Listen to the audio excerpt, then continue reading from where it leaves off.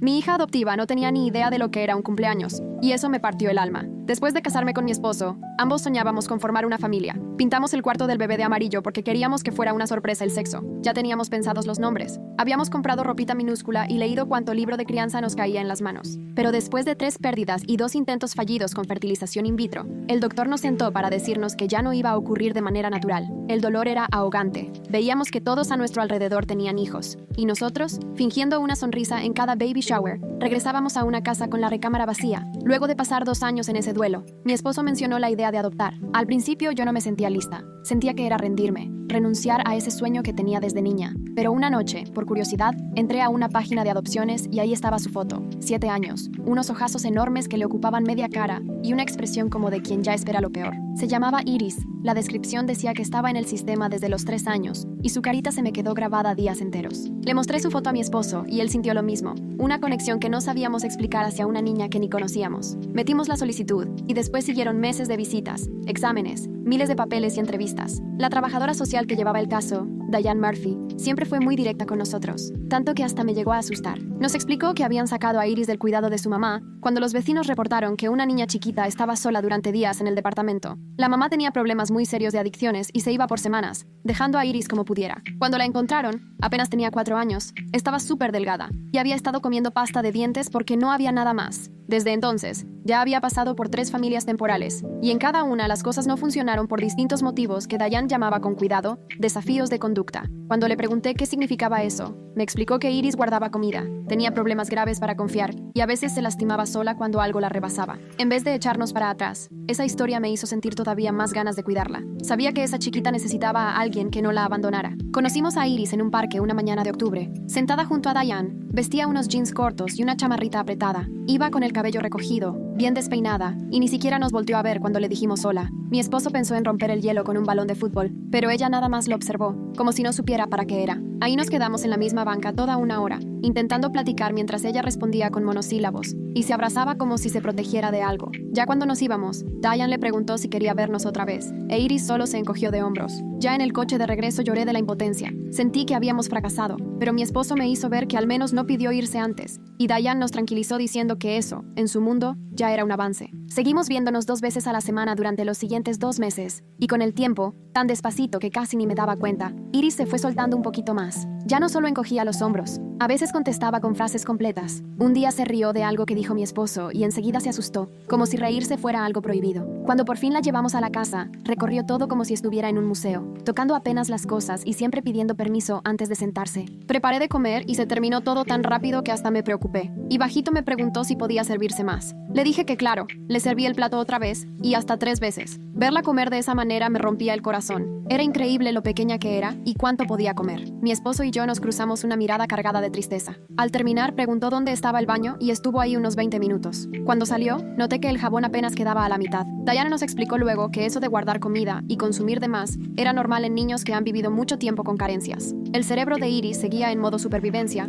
y quería aprovechar todo porque para ella no había certeza de nada. La adopción oficial llegó en febrero, 6 meses después de aquella foto. La jueza le preguntó a Iris si quería ser nuestra hija y ella solo asintió, sin alzar la mirada. Ese día la llevamos a casa con 2 bolsas de basura grandes con todas sus cosas. En una venía ropa que ya ni le quedaba y en la otra un teléfono de juguete roto, 3 piedritas y una frazada tan vieja que apenas se sostenía. Mi esposo cargó las bolsas a su nuevo cuarto y yo la ayudé a bajar del coche. Se quedó parada en la entrada, mirando la casa como si no pudiera creer que estaba ahí. Le tomé la mano y sentí cómo la suya era diminuta y fría. El cuarto lo habíamos decorado con todo el amor del mundo. No era el cuarto de bebé de antes. Era un espacio pensado solo para ella. Paredes moradas porque Diane nos dijo que era su color favorito. Una cama con edredón grueso y almohadas de sobra. Librero con libros nuevos y hasta escritorio para sus tareas. Además de peluches acomodados en la cama. Cuando Iris vio su cuarto, se quedó paralizada en la puerta. Le pregunté si le gustaba y musitó. ¿Todo esto es mío? Le aseguré que sí, que todo eso era suyo, que nadie se lo iba a quitar. Se acercó hasta la cama y tocó el edredón apenas con la yema de los dedos, como si pudiera desaparecer. Luego preguntó dónde iba a dormir en verdad, y mi corazón se apachurró porque entendí que ni siquiera podía creer que ese espacio fuera suyo. Me agaché para verla de frente y le prometí que este sí era su cuarto, su cama, su lugar, pero aunque asintió, Noté que no me creía. Esa primera noche durmió en el piso, pegada a su frazada vieja. Las primeras semanas fueron un reto, aunque decir eso es poco. Iris se despertaba a las 5 ya vestida, lista junto a la puerta como esperando que otro día la cambiaran de sitio. Todos los días preguntaba cuándo se tenía que ir, a dónde se la iban a llevar después. Yo le repetía que no se iba a ir a ningún lado, que esta ya era su casa, pero ella solo asentía con desconfianza, como si esperara que de todos modos en cualquier momento le dijera que debía empacar. Las comidas eran complicadísimas porque comía tan rápido que acababa vomitando, y luego comenzaba a llorar, pensando que nos íbamos a enfadar por el relajo que hacía. Mi esposo o yo nos poníamos a limpiar mientras le decíamos que no se preocupara, que eso le podía pasar a cualquiera, y que nadie estaba molesto. Ella se disculpaba una y otra vez con una vocecita que de verdad me partía el corazón. Empezamos a darle porciones más chicas y a recordarle constantemente que siempre habría más comida cuando quisiera. Incluso le pusimos botanas en su cuarto y le dijimos que podía comer cuando sintiera hambre. Al principio se llevó todo. Escondió galletas bajo la almohada y fruta en el closet. La escuela fue todo un reto porque Iris tenía un atraso escolar grande por haber faltado tanto en los primeros años. Apenas sabía leer a nivel de segundo año de primaria, aunque ya tenía 7 años, y en matemáticas iba aún peor. La escuela sugirió que repitiera el año, pero preferimos buscarle una tutora y trabajar con ella en casa. Todas las noches, después de cenar, nos sentábamos juntos en la mesa de la cocina a hacer la tarea. Se frustraba rápido y se bloqueaba. Bajaba la cabeza a la mesa y ya no quería seguir. Mi esposo se dio cuenta de que le iba mejor si todo era como un juego, así que inventaba problemas con historias de animalitos o usaba plumones de colores para que leer fuera más divertido. Poco a poco fue avanzando, aunque el progreso era lento, pero sí lo había. Como al mes más o menos empezó a dormir en su cama, aunque no soltaba su cobija vieja y a veces todavía se quedaba dormida en el piso cuando tenía pesadillas. Dejó de preguntar a diario cuándo se tenía que ir, aunque todavía lo mencionaba 1 o 2 veces por semana. 3 meses después de la adopción, llegó mi cumpleaños en mayo. Mi esposo quería que fuera especial e invitó a la familia a cenar. Fueron mis papás, mi hermana y su esposo y mi mejor amiga Lauren. Todos llevaron regalos y tarjetas, y mi esposo cocinó mi platillo favorito. Iris se sentó viendo todo con unos ojos grandes, entre sorprendida y confundida. Cuando todos empezaron a cantarme las mañanitas y mi esposo salió con el pastel y las velitas, se notaba que de verdad el fuego le asustaba. Cuando soplé las velas y abrí mis regalos, ella se levantó y se fue a su cuarto de arriba. La encontré 20 minutos después, sentadita en el closet con la puerta cerrada. Le pregunté qué pasaba y me dijo que los gritos la asustaron. Me di cuenta de que hablaba del canto. Nunca había vivido una fiesta de cumpleaños y no entendía qué estaba pasando. Me senté enfrente, junto a la puerta del closet, a explicarle que los cumpleaños son para celebrar el día en que alguien llegó al mundo, que cada año se festeja que esa persona está viva y que está con nosotros. Ella abrió apenas tantito la puerta y me preguntó por qué la gente me daba cosas. Le expliqué que dar regalos es una forma de decirle a alguien que la queremos y que nos pone felices que exista. Se quedó pensativa un rato y luego preguntó, ¿yo tengo uno de esos? Al principio no entendí y le pregunté a qué se refería. Me dijo, un cumpleaños. Yo también tengo un día así. Sentí un nudo en el pecho. Me costó trabajo respirar antes de poder responderle. Le dije que claro, que por supuesto que tenía un cumpleaños, que todos tenemos uno. Preguntó que cuándo era, y me di cuenta de que ni yo estaba segura. En sus papeles decía que había nacido el 8 de septiembre, pero Iris no tenía idea de lo que eso significaba. Le dije la fecha, y ella la repitió varias veces como si tuviera que aprenderse algo muy importante. Después volvió a preguntar para qué servían los cumpleaños, y le volví a explicar todo desde el inicio. Asintió despacito y me dijo,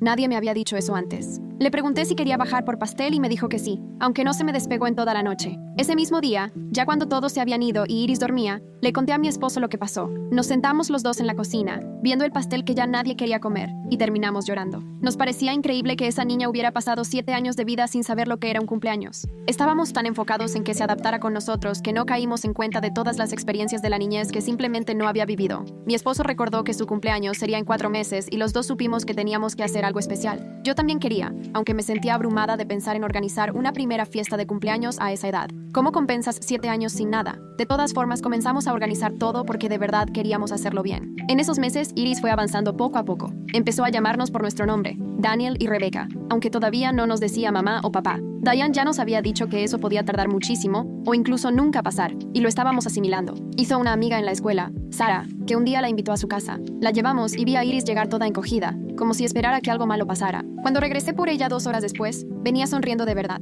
y me contó emocionada que jugaron con muñecas y la mamá de Sara les dio galletas. Me preguntó si un día Sara podría venir a la casa y le dije que claro que sí. Cuando Sara vino de visita, noté muchas cosas que Iris no sabía sobre una infancia normal. Cuando Sara le dijo que jugaran a las escondidas, Iris no sabía cómo se jugaba. Cuando pusieron una película y le preguntaron cuál quería ver, se quedó callada porque casi no conocía películas para niños. Hicimos una lista de cosas que nos gustaría enseñarle, sintiendo otra vez ese peso por tantas experiencias que le faltaban. Cuando llegó septiembre ya teníamos casi todo listo para su cumpleaños. Decidimos Decidimos hacer algo pequeño porque a Iris no le gustan las multitudes. Solo estaríamos nosotros, mis papás, mi hermana con su familia, Lauren y Sara con sus papás. Le dimos un pastel de betún morado con flores. Compramos unos adornos y regalos. No queríamos exagerar, solo que sintiera que era especial. Lo más difícil fue tratar de mantener la sorpresa y a la vez preparar a Iris para que no se pusiera nerviosa el día de la fiesta. Una semana antes la sentamos y le explicamos que íbamos a celebrar por ella. Preguntó por qué y le recordamos que los cumpleaños son para festejar el día en que llegaste al mundo. Se acordó y preguntó si la gente iba a gritar otra vez, queriendo decir que si iban a cantar. Le dijimos que sí, que le íbamos a cantar las mañanitas, especialmente para ella, y que también habría pastel y regalos. Se la veía nerviosa y nos preguntó si tenía que hacer algo. Daniel le dijo que no, que solo tenía que estar, dejarse consentir y pasarla bien. No parecía muy convencida, pero aceptó. Le enseñamos el calendario, y cada mañana íbamos contando juntos los días que faltaban. Hacía preguntas como si estuviera preocupada por si iban a cantar muy fuerte, si tenía que comer pastel aunque no le gustara, o si la gente se enojaría si no quería abrir los regalos frente a todos. Por fin llegó la mañana del 8 de septiembre, y me desperté antes de que sonara el despertador, demasiado nerviosa para poder dormir. La noche anterior, cuando Iris ya dormía, decoramos la sala y la cocina con serpentinas, globos y un letrero enorme que decía «Feliz cumpleaños, Iris». Cuando bajó en pijama y vio todo, se quedó quieta en las escaleras, mirando los adornos y el letrero con su nombre. Daniel se acercó por detrás y le dijo «Feliz cumpleaños», y ella volteó a verlo con una expresión que no supe cómo interpretar. Nos preguntó si todo eso era para ella y le dijimos que sí. Caminó despacito hacia la sala, mirando cada cosa como si estuviera en un museo. Se paró frente al letrero, levantó la mano y tocó las letras de su nombre. Luego preguntó con una vocecita «¿Por qué?». Esa pregunta me rompió el corazón porque la respuesta debería haber sido obvia. ¿Por qué naciste? ¿Por qué nos hace muy felices que estés aquí? ¿Por qué mereces que te celebren? Me arrodillé frente a ella y le dije todo eso mientras no dejaba de ver el letrero. Asintió con la cabeza, pero aún así, sentí que no lo alcanzaba a comprender del todo. Alrededor del mediodía la gente empezó a llegar. Mis papás llegaron primero, con regalos envueltos en papel llamativo. Iris se quedó pegada a mí cuando entraron, y mi mamá, con mucha delicadeza, no hizo mucho escándalo. Solo le dijo «Hola» y «Feliz cumpleaños» en voz bajita. Después llegó mi hermana con su esposo y mis sobrinos, uno de 5 y otro de 9. Iris ya los conocía de cuando fue mi cumpleaños, pero aún así se veía muy reservada. Lauren llegó con un regalo y una sonrisa muy cálida. Finalmente, llegaron Sara y sus papás. Iris se relajó un poco en cuanto vio a su amiga. Primero comimos hot dogs, papas y fruta. Comida sencilla para no poner a nadie incómodo. Iris se sentó entre Daniel y yo. Comía despacito y no perdía de vista a nadie. Terminando de comer, llegó el momento del pastel. Daniel lo trajo desde la cocina. Tenía 7 velitas prendidas y todos empezaron a cantar las mañanitas. Iris abrió los ojos como platos y me apretó el brazo con fuerza. Le puse la mano encima y le di un apretón suave, para que sintiera que todo estaba bien. Cuando terminó la canción, todos aplaudieron, e Iris se veía a punto de llorar. Le expliqué que tenía que pedir un deseo y soplar las velas. Ella me preguntó de qué tipo de deseo, y le dije que podía pedir lo que le gustara. Se quedó mucho rato pensando, mirando las velitas mientras la cera se escurría. Al final, se acercó y sopló todas de un jalón. Todos volvieron a aplaudir, e Iris, tímida, sonrió tantito. Daniel empezó a repartir pastel, y ella miraba el betún morado como si dudara que fuera real. Cuando le di su pedazo, probó un poquito, luego otro, y me dijo que estaba rico. Se lo comió todo despacito, saboreando cada bocado como si fuera la primera vez, y eso me conmovió hasta casi las lágrimas. Después siguieron los regalos, lo cual me tenía nerviosa por miedo a que fuera demasiado para ella. Los pusimos en la mesa de centro. Eran como 8 en total, y todos sabían que tenían que ser detalles simples y útiles. Iris los miró y preguntó si todos eran para ella. Mi papá le respondió, «Sí, feliz cumpleaños, chiquita». Se acercó con cuidado y eligió primero el más pequeño, el de Lauren. Lo sostuvo sin abrir y preguntó si tenía que regresarlo luego. Todos nos quedamos callados hasta que Lauren le dijo, «No, corazón, los regalos de cumpleaños son para ti, son para que te los quedes». Iris se quedó procesando esa idea y empezó a abrirlo con muchísimo cuidado, despegando todo el diurex en vez de romper el papel. Era una caja de colores y un cuaderno de dibujo. Lauren le dijo que se había dado cuenta de que a Iris le gustaba mucho dibujar y pensó que le serviría. Iris abrió la caja, tocó cada color, luego volteó a Lauren y casi susurrando le dijo, «Gracias». Dejó ese regalo a un lado, igual con mucho cuidado, y tomó el siguiente, el de mis papás. Con la misma calma lo abrió y encontró un elefante de peluche morado. Mi mamá le comentó que le dijeron que el morado era su color favorito. Iris abrazó el elefante como si nunca lo fuera a soltar, y esta vez el «gracias» le salió un poquito más fuerte. Así fue con cada regalo, abriéndolos poco a poco, tan paciente y detallista que nos llevamos casi una hora. De mi hermana y su familia recibió un juego de mesa. De Sara, una pulsera de la amistad hecha por ella misma. De Daniel y mío, ropa nueva que Iris escogió en la tienda cuando fuimos de compras y varios libros que elegimos las dos. Cuando terminó, se quedó sentada entre todas sus cosas nuevas, como si no pudiera creer lo que acababa de pasar, abrumada pero en un buen sentido. Sara le preguntó si quería jugar con el juego de mesa, e Iris, tranquila, dijo que sí. Los niños se sentaron en el piso a jugar mientras los adultos platicábamos y recogíamos todo el papel de regalo. Yo la veía jugar con Sara y mis sobrinos. Vi cómo se reía de alguna cosa chistosa del juego y cómo, por primera vez desde que está con nosotros, realmente parecía una niña. Más tarde, cuando ya se habían ido todos y quedábamos solo los tres, Iris preguntó si podía platicar. Nos sentamos en el sillón y ella se abrazó fuerte a su elefante morado. Se notaba nerviosa y dijo que necesitaba contarnos algo. Daniel le aseguró que podía decirnos lo que quisiera. Respiró hondo y nos confesó que nunca había tenido un cumpleaños antes. Le dijimos que ya lo sabíamos y que sentíamos mucho que antes nadie le hubiera festejado. Ella negó con la cabeza y dijo que no entendíamos. Nunca había tenido un cumpleaños antes de este día, porque antes no existía. En los departamentos donde vivía con su mamá, nadie sabía que ella estaba ahí. Su mamá le decía que se callara y se escondiera si venía alguien. Tampoco la dejaba ir a la escuela, ni salir, ni ir a ningún lugar donde la pudieran ver. Cuando los vecinos llamaron a la policía y la encontraron, fue la primera vez que alguien fuera de su mamá se enteró de su existencia. Los trabajadores sociales no encontraron acta de nacimiento, ni papeles, ni ningún registro. Ni siquiera sabían cuándo había nacido de verdad, así que le calcularon la edad por la estatura y los dientes. Eligieron el 8 de septiembre como su cumpleaños, porque ese día la encontraron, y para ella, ahí fue cuando empezó a ser real. Hasta hoy, Iris pensaba que el cumpleaños era el día en que el mundo se enteraba de que existías. No sabía que era el día en que naciste de verdad. Creía que el cumpleaños de todos era el día que alguien los descubría. Mi cabeza no podía procesarlo. Daniel le preguntó muy bajito cuánto tiempo vivió en esos departamentos. Ella dijo que no sabía, quizás toda la vida, porque lo más antiguo que recordaba era ahí. Iris recordaba que siempre tenía hambre, que pasaba mucho tiempo sola y esperaba a que su mamá regresara. Se acordaba de esconderse en el closet cada vez que escuchaba voces o pasos en el pasillo. No se le olvidaba el día que llegó la policía y cómo le impresionó lo fuerte que brillaba el sol cuando la sacaron de ahí, porque nunca había visto la luz de día, solo lo poco que se colaba por las ventanas todas sucias. Los policías pensaron que no podía caminar porque no sabía, ya que a sus 4 años jamás había salido de ese departamento chiquito. Aprendió a caminar y a hablar mejor hasta que estuvo en su primer hogar de acogida. Ahí fue cuando empezó a darse cuenta que había más gente y que el mundo iba muchísimo más allá de los mismos 3 cuartos donde había vivido antes. A mí me dio un vuelco el corazón escuchando todo esto. Daniel se veía pálido y tenía las manos hechas puños. Iris siguió contando, diciendo que siempre le daba vueltas a la cabeza a por qué su cumpleaños no era como el de los demás. Los otros niños hablaban de fiestas y de regalos de otros años, pero ella solo tenía ese día, el del departamento cuando llegó la policía. Creía que a lo mejor solo se tenía un cumpleaños, y ya. El día de hoy estuvo raro porque celebramos su cumpleaños, pero técnicamente ya lo había cumplido antes. Ahora que entendía que los cumpleaños se celebran cada año el mismo día en que nació uno, tenía 1000 dudas. ¿De verdad cuándo había nacido? ¿Su mamá lo sabía? ¿Había por ahí una fecha real que fuera solo suya? Le dije la neta,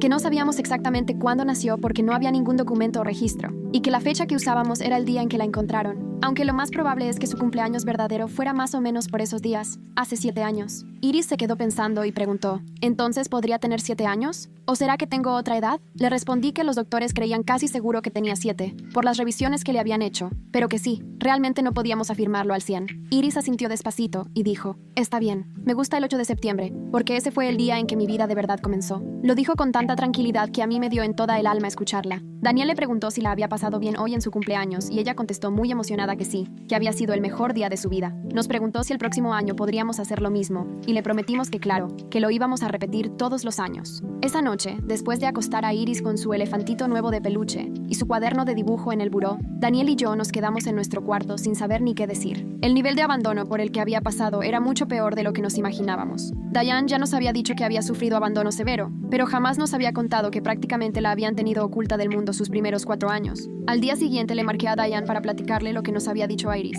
Diane se quedó callada un buen rato y luego confesó que eso no aparecía en el expediente. La mamá nunca realmente colaboró con las autoridades y apenas le pudieron sacar un par de datos antes de que desapareciera. Ella pensaba que Iris había sido descuidada, pero que al menos la sacaban alguna vez a la tienda o al parque. Nunca se les pasó por la cabeza que hubiera estado encerrada todo el tiempo. Diane dijo que iba a actualizar el expediente y recomendó que aumentáramos las sesiones de terapia para Iris. Desde que la adoptamos, Iris veía una vez por semana a una terapeuta infantil, la doctora Patel. Hablamos con ella y le contamos todo lo nuevo. La doctora Patel nos dijo que eso hacía mucho sentido y explicaba varias de las actitudes y miedos de Iris, que acumulara cosas, que le costara confiar o que siempre pensara que la iban a mover de casa. Al final de cuentas, pasó sus años más importantes en una inestabilidad y soledad total. La doctora sugirió que a partir de ahora fueran 2 terapias a la semana y que más adelante, cuando Iris pudiera entenderlo mejor, quizá buscar otro tipo de terapia especializada en trauma. Nosotros le dijimos que claro, que haríamos lo que fuera necesario para ayudarla. Los meses que siguieron vimos muchos cambios en Iris, como si tener por fin un cumpleaños de verdad le hubiera abierto las puertas a un montón de dudas y curiosidad normal. Empezó a hacer preguntas sobre cosas del día a día,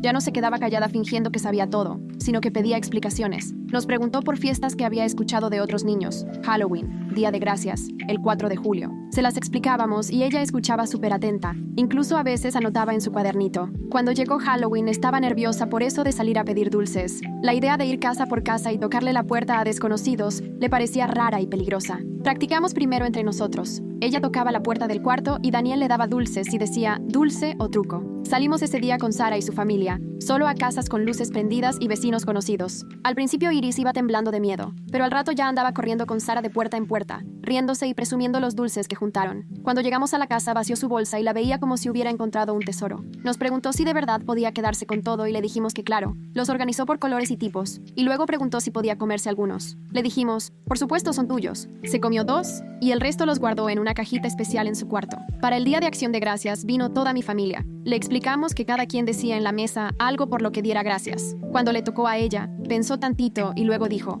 estoy agradecida porque ahora tengo un cumpleaños. Todos nos quedamos callados y mi hermana hasta se puso a llorar. Iris se preocupó pensando que había dicho algo mal, hasta que mi mamá le dijo que no, que estaba hermoso y que nosotros también estábamos agradecidos por ella. Luego llegó la Navidad y con ella sus propios retos y descubrimientos. Iris había oído de la Navidad, la conocía de la tele o de casas de acogida, pero nunca la había vivido de verdad, con árbol y regalos. La llevamos a escoger un arbolito y paseó por todo el lugar tocando cada árbol, como si no pudiera creer que eran reales. Eligió uno pequeño que cabía en la sala y ayudó a Daniela a amarrarlo al techo del coche. Nos tardamos toda la tarde en decorarlo. Le mostramos cada adorno y le contamos su historia. Unos eran de cuando Daniel era niño, otros míos y otros de cosas que habíamos coleccionado juntos. La dejamos poner los adornos donde ella quisiera. Se tomaba su tiempo decidiendo en qué ramita iba cada uno, súper cuidadosa. Cuando terminamos y prendimos las luces, su carita iluminada era puro asombro. Nos preguntó si el arbolito se iba a quedar ahí siempre, y se desilusionó un poco cuando le explicamos que solo se pone en Navidad. Nos preguntó por qué la gente los quitaba, y le explicamos cómo es la tradición, y que las cosas especiales también lo son, porque no duran para siempre. El día de Navidad,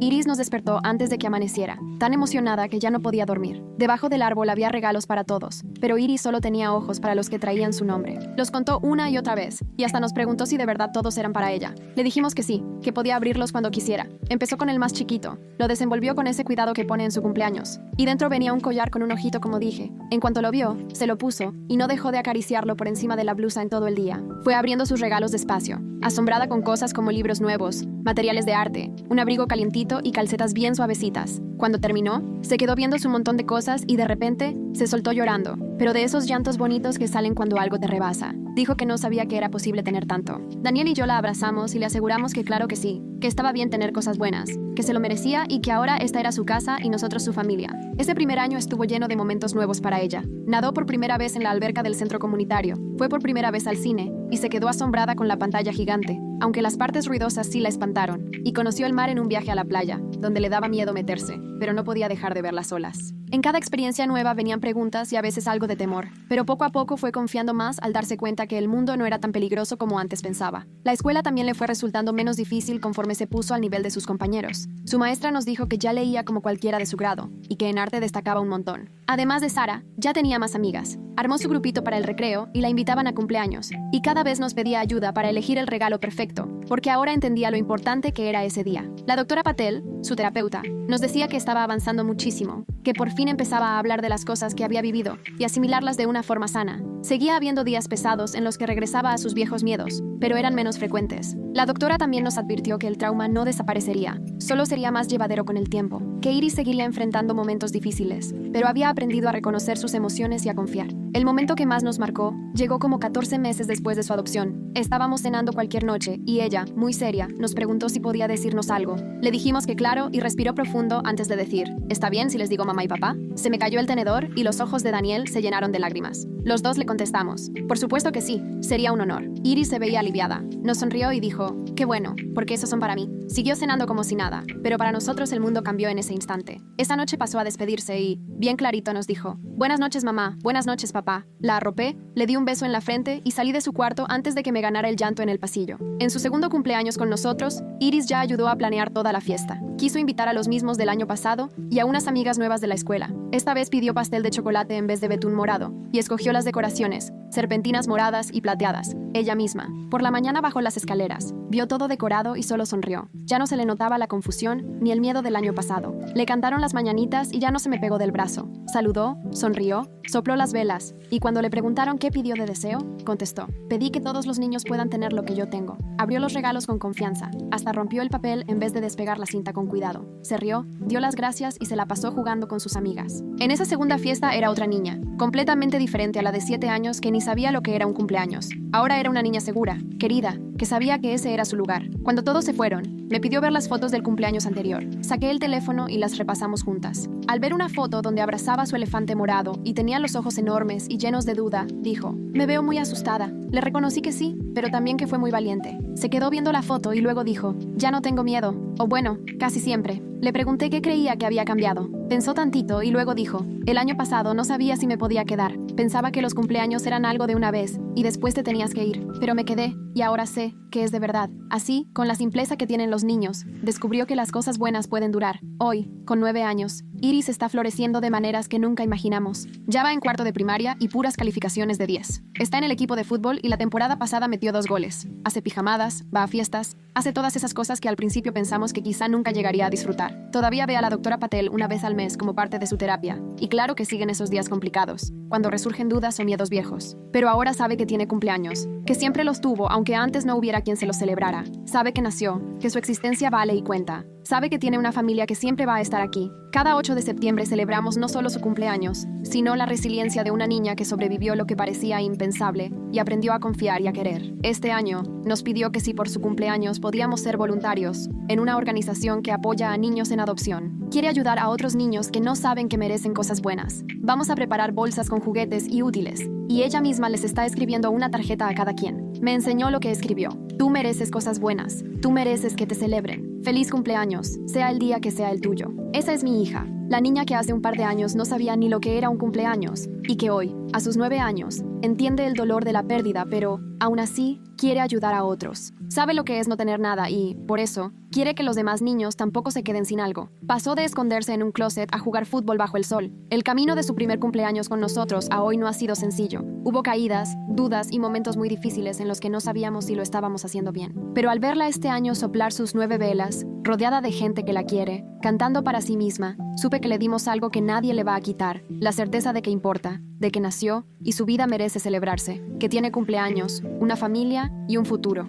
Y, de alguna forma, mientras le enseñábamos lo que son los cumpleaños, ella terminó dándonos una lección todavía más valiosa. Nunca es tarde para celebrar la vida de alguien, porque todos los niños merecen sentirse importantes. El amor y la dedicación pueden sanar hasta las heridas más profundas. Mi hija no tenía idea de lo que era un cumpleaños, y eso me rompía el corazón. Pero acompañarla en ese proceso, verla sanar y descubrir la persona en la que se está convirtiendo, me transformó en alguien mejor, en alguien que de verdad merece que le digan mamá. Gracias por acompañarme hasta el final. Si quieres escuchar más historias, no olvides suscribirte y contarme tu opinión aquí abajo.